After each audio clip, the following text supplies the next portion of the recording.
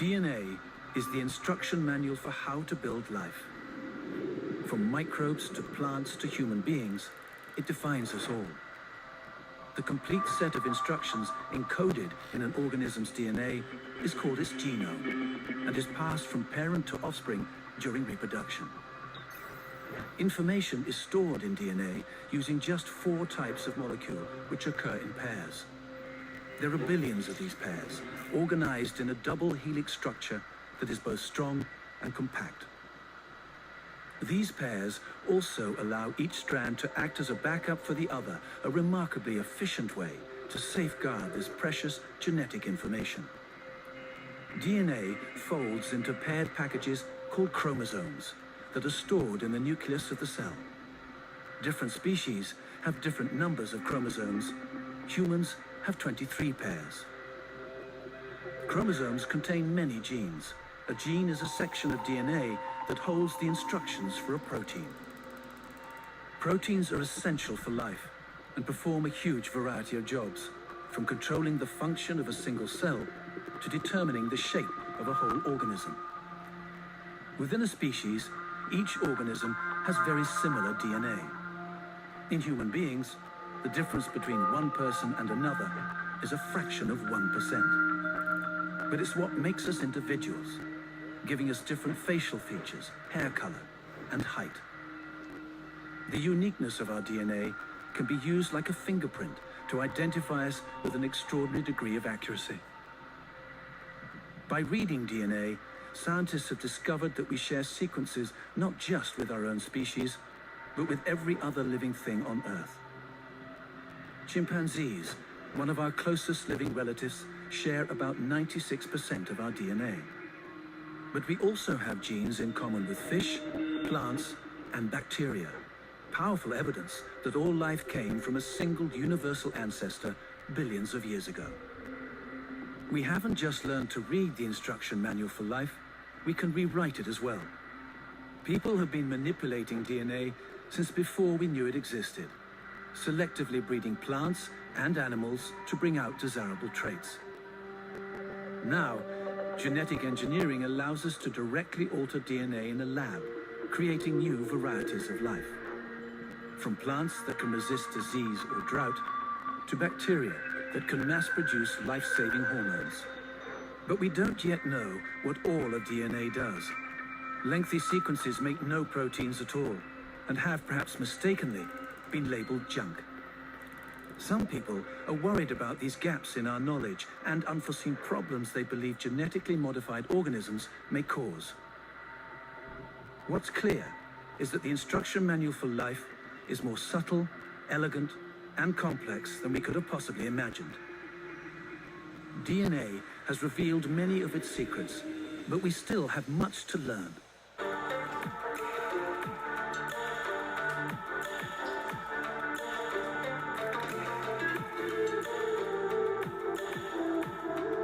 What is a chromosome? In previous animations, we learned that DNA is a spiraling chain-like molecule made up of 4 different types of nucleotides. Scientists have labeled them A, C, T, and G. We also learned that a gene is a long stretch of DNA, a specific sequence of A's, C's, T's, and G's that code for something. What does a gene code for? Usually a protein or a group of proteins, though there are a few exceptions. In multicelled creatures like ourselves, proteins, which are coded for by genes, interact with other proteins and molecules to make up living cells. Cells make up tissues, tissues make up organs, and organs ultimately make up entire living creatures. Individuals have different traits, in this case differences in beak shape, largely because of differences or mutations in their genetic code. These differences can either cause changes in a specific protein shape, and therefore its function, or mutations can change when or how much of a particular protein will be produced. Now that you clearly understand these 3 terms, and by the way, feel free to pause the video to study them if need be, it is now time to talk about chromosomes. A chromosome is an entire chain of DNA along with a group of stabilizing proteins. You may have seen images showing DNA trapped inside a chromosome, sort of like this. This is not how chromosomes hold their DNA. If you were to unravel a chromosome, you would see that it's made of a thread, sort of like a spool of yarn. Zoom in again and you'll see that that fiber is a collection of protein orbs called histones, which are wrapped with a string-like structure. Zoom in on that string and you'll find that this is the chain of DNA. It is extremely long, millions of nucleotides long, and often contains hundreds of genes along its length. In this image, we're looking at a chromosome in its condensed, yarn-like form, but chromosomes are only packaged tightly like this when a cell is reproducing. This structure helps with durability as the cell is splitting in two. For most of a cell's life, however, chromosomes exist in a loose, noodle-like structure along with other chromosomes safe inside the nucleus or centerpiece of a cell. Here is a photograph of an entire set of human chromosomes taken from a cell right as it was getting ready to reproduce. Your genome, the entire collection of genes that help make you who you are written across 23 pairs of chromosomes. That's 46 altogether. With very few exceptions, each cell in your body contains its own full copy of your chromosomes, your entire genetic code. One member of each pair of your chromosomes came from your mother, the other came from your father. If you were to examine the two individuals of a pair, you'd find that for the most part, both contain the exact same genes in the exact same locations. If you were to zoom into the actual genetic code, however, you would find slight sequence variations between them. These are the results of mutations. Most of these mutations happened long ago and have been passed down from parent to child for many generations. Others, however, are completely unique to you. These mutations occurred either in the sperm or egg, which fused to make you, or they occurred early on in your development, making it into all or many of your cells as you matured. These unique mutations represent brand new genetic information, sequences of DNA that may have never been seen before in the history of the cosmos. So, how do you make a vaccine? Usually you're injecting at least part of the shape of the virus. Sometimes you do the whole virus, but it's attenuated so it doesn't multiply too much. Sometimes you take the virus and you kill it. You won't get sick because they're not duplicating. What's typically done is you just take either a piece of the virus or just the spike, that thing on the surface, and you put it on something else. So there's no risk at all of causing the disease. One final way that's new and is promising is called the RNA vaccine. With RNA and DNA, instead of putting that shape in, you put instructions in the code to make that shape.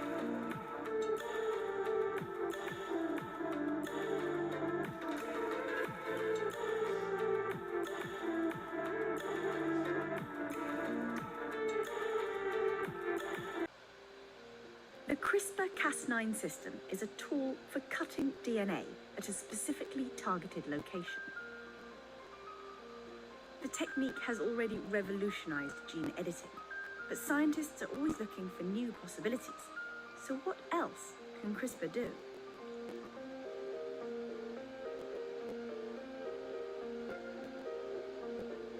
Since being discovered in a bacterial immune system, CRISPR-Cas9 has been adapted into a powerful tool for genomic research. There are two components to the system: a DNA cutting protein called Cas9 and an RNA molecule known as the guide RNA. Bound together, they form a complex that can identify and cut specific sections of DNA. First, Cas9 has to locate and bind to a common sequence in the genome called a PAM. Once the PAM is bound, the guide RNA unwinds part of the double helix. The RNA strand is designed to match and bind a particular sequence in the DNA. Once it's found the correct sequence, Cas9 can cut the DNA. Its two nuclease domains each make a nick, leading to a double-strand break. Although the cell will try to repair this break, the fixing process is error-prone and often inadvertently introduces mutations that disable the gene. This makes CRISPR a great tool for knocking out specific genes. a revolution is taking place in science. One that could potentially cure all disease, nourish the starving millions, and ultimately transform humanity into a race of hyper-intelligent superbeings. Brand new techniques enabling scientists and clinicians to manipulate and change the very genetic code of life itself are coming on stream fast. And the implications are awe-inspiring, if not a little frightening.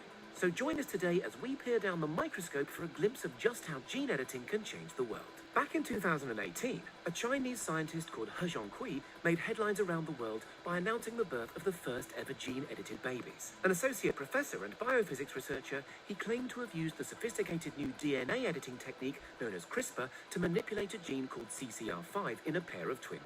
CRISPR is actually a homing device that identifies which specific portion of hostile foreign material needs cutting. Then, an enzyme known as Cas9 works alongside CRISPR as a tiny molecular scalpel, precisely snipping the hostile DNA strand and halting any danger in the process. In 2012, scientists led by Jennifer Doudna and Emmanuel Charpentier announced to the world they'd identified a means of hacking this mechanism, using CRISPR-Cas9 to make ultra-specific edits to any given length of genetic code. Let's take a step back and see what all that means. Genomes are long strings of genetic instructions, recipes in effect, which serve as the instructions that make up all living things, from you to a shark to a banana. Genomes consist of just 4 letters, A, C, G, and T, arranged in lengthy strings. CRISPR allows scientists to edit those strings.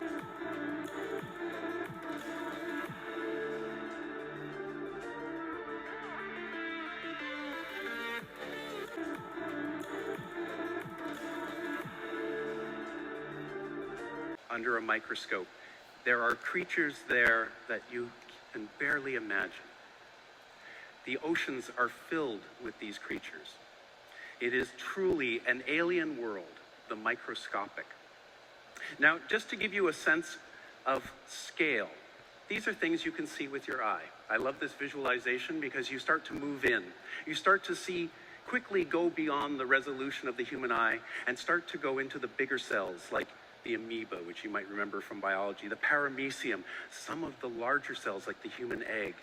Then you start moving into the smaller scales. This is a micron scale. This is bacteria, mitochondria that powers our cells, and now you start moving into the nanoscale, the viruses, and ultimately the subcellular components that make up all living systems. This is an alien world with alien physics. We're not used to seeing it in our everyday lives. Why look at small things? We build some of the biggest machines in the world to look at the smallest particles because they teach us about the universe that we live in. We study the elements to give us a foundation in chemistry and geology that helps us better understand the solar systems and the universe that we live in, our local universe. When you start moving into the micron scale and the nanoscale, you start to be able to work with new domains and physics that just don't really apply at any other scale. This stuff is almost magic. And I just want to point out, here are some nanoparticles that we've been able to engineer over the last few years. This is really the part about nanotechnology that I'll go into, and that's about it. But I also want to point out that these nanoscale particles between 1 and 100 nanometers is also where most of the subcellular components in living systems also fit. Cells are much larger. You can see they're on the micron scale, but the components of cells are down at the same size as some of these nanoparticles. There's a lot of value to it because today, as you know, all of our computers are powered by nanotechnology. The features on a semiconductor chip now are 7 nanometers. That's about 3 DNA strands stacked side by side. It's hard to imagine the scale of that. But the folks working in the semiconductor industry have been working at this level for over a decade. We're starting to see nanoparticles come into play with things like quantum dot. Biology is self-assembling nanotechnology with a built-in programming language. No other nanotechnology has this. This is really important.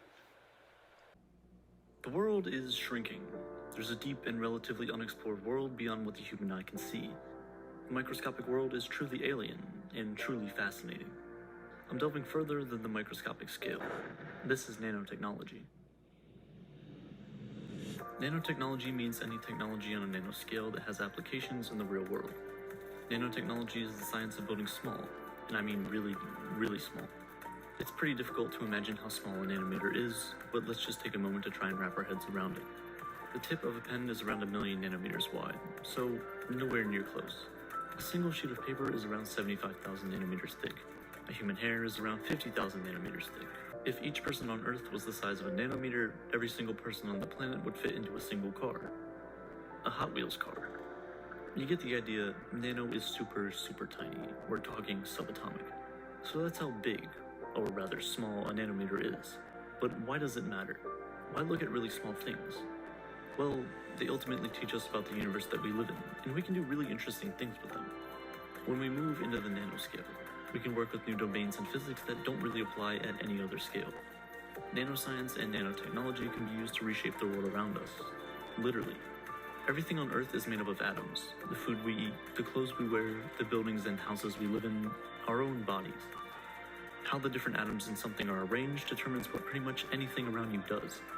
With nanotechnology, it's possible to manipulate and take advantage of this, much like arranging Lego blocks to create a model building or airplane or spaceship. But there's a catch, and here's where things start to really get interesting. The properties of things also change when they're made smaller. Phenomena based on quantum effects, the strange and sometimes counterintuitive behavior of atoms and subatomic particles, occur naturally when matter is manipulated and organized at the nanoscale. These so-called quantum effects dictate the behavior and properties of particles. So, we know that the properties of materials are size-dependent when working at the nanoscale. This means that scientists have the power to adjust and fine-tune material properties, and they've actually been able to do this for some time now. To improve the way vaccines are delivered and how successful they are, including vaccine delivery without the use of needles. Now, we didn't know much about this code for a long time. I remember before, in the early 1980s, just to read a few hundred bases of genetic code was enough to get your PhD. But by 1990, the Human Genome Project had officially started up after about 5 or 6 years of behind-the-scenes wrangling and getting money and politics.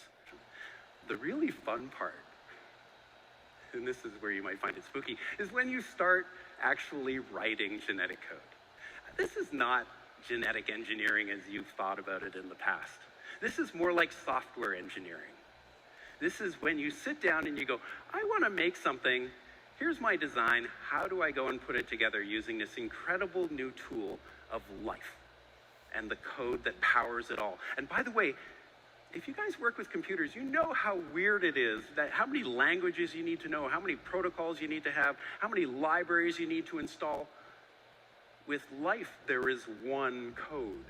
And it's pretty much universal from bacteria all the way to us and everything in between. And once you get adept at it, it's really simple to figure out. Let's just say that AI is going to make a massive difference here.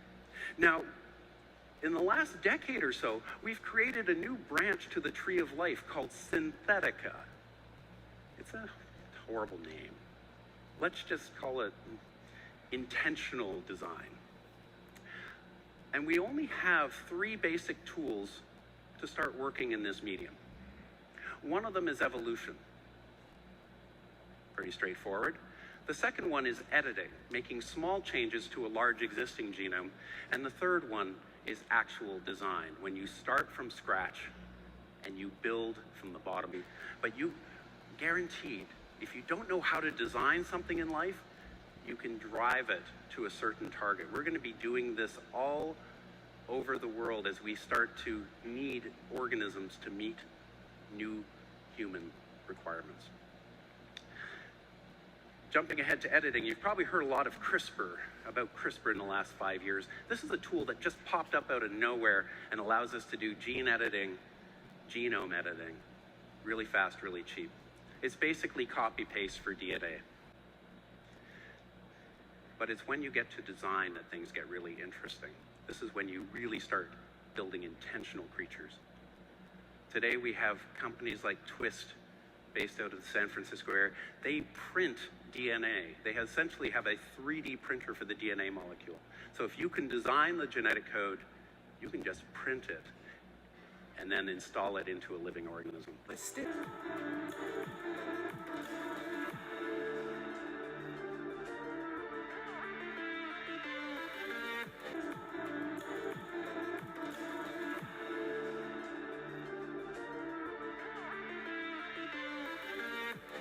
Dark DNA. When scientists were exploring the sequenced genomes of certain birds and rodents, they noticed something odd.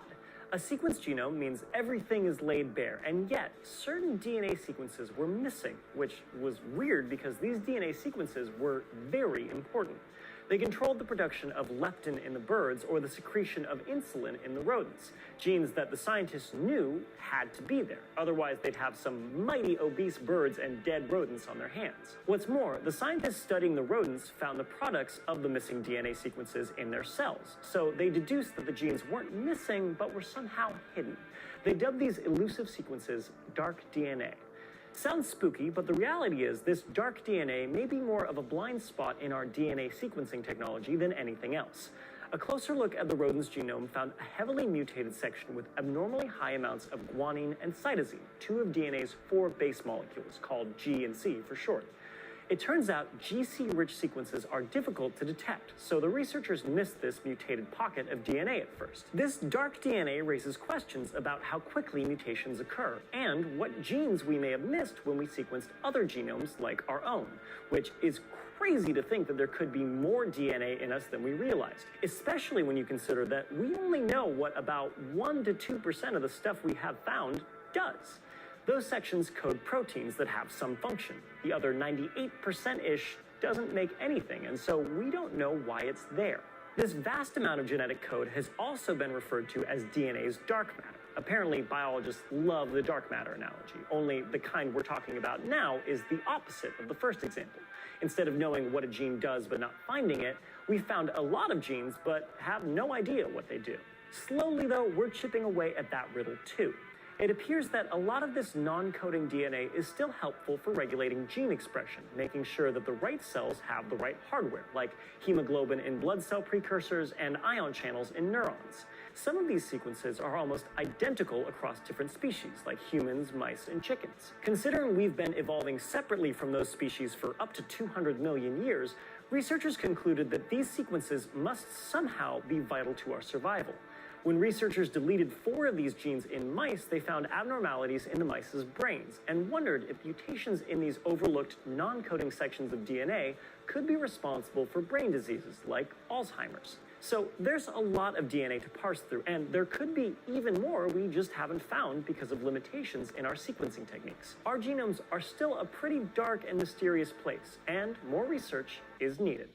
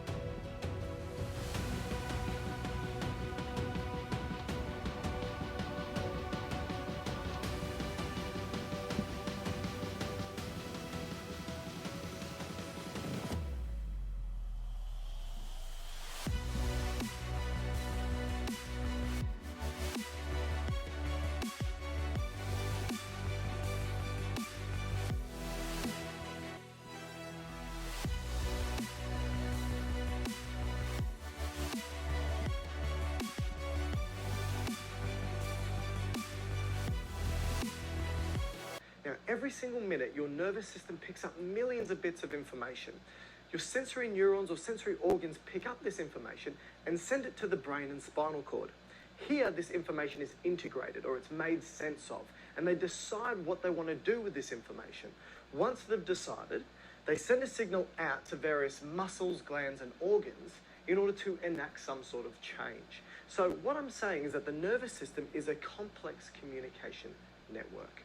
Now the functional subunits, or the cells of the nervous system, are those of the neurons, and it's the neurons that pick up the information and send the information, and the supporting cells, which are glia. And there's multiple types of supporting cells within the nervous system. What these particular cells do is they pick up various types of information from the outside and inside environment.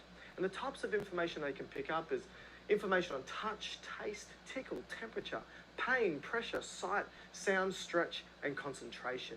This information is then sent to either the spinal cord or the brain and spinal cord, where it is integrated or made sense of. So if, for example, it's some sort of touch signal or some sort of pain or temperature signal, it needs to be made sense of here in what we call the central nervous system, the brain and spinal cord. Once it's made sense of, it then decides what it wants to do with it. For example, if it's something that's too hot, maybe you want to move your arm away, for example. And so it then sends a signal out to various muscles, and these muscles can be skeletal muscles. These are muscles attached to the bones of our body, and we can consciously move. It could go to smooth muscles, which line our hollow organs like our digestive tract or our urinary system, or it could go to our heart muscle, for example. Or maybe it sends a signal to various glands that can release hormones or chemicals to enact some sort of change, or maybe some organs, for example, the pancreas.